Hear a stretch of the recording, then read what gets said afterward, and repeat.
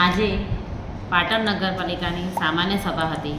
આ સામાન્ય સભામાં વન નેશન વન ઇલેક્શન એવો ઐતિહાસિક નિર્ણય કરવામાં આવ્યો। આપણા પૂર્વ રાષ્ટ્રપતિ રામનાથ કોવિંદજીની અધ્યક્ષતામાં હાઈ કમિશન કમિટીની રચના કરવામાં આવી હતી।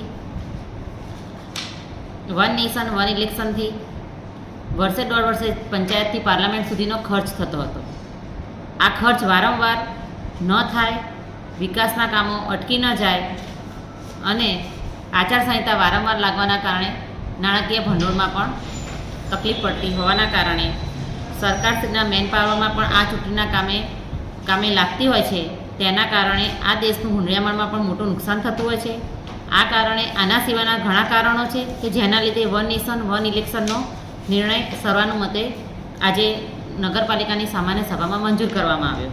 આ માટે હું તમામ નગરસેવકોને અભિનંદન અને આભાર માનું છું। સાથે સાથે પાટણ નગરજનોને પણ અભિનંદન આપું છું અને આભાર માનું છું।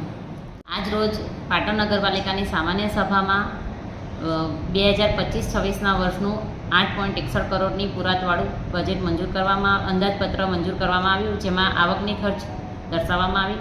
2025-26ના વર્ષમાં ₹38.91 કરોડની ખુલતી સિલક સાથે વર્ષ દરમિયાન 176.54 કરોડની આવક અંદાજવામાં આવી, જેમાં વિવિધ સંદર્ભો પૈકી મિલકત વેરા તથા અન્ય વેરાની આવક ₹28.40 કરોડ, સરકાર દ્વારા મળતી વિવિધ યોજનાની ગ્રાન્ટ ₹129.11 કરોડ તથા અન્ય પરચુરણ આવકો જેવી કે ₹19.03 કરોડ અંદાજવામાં આવી છે।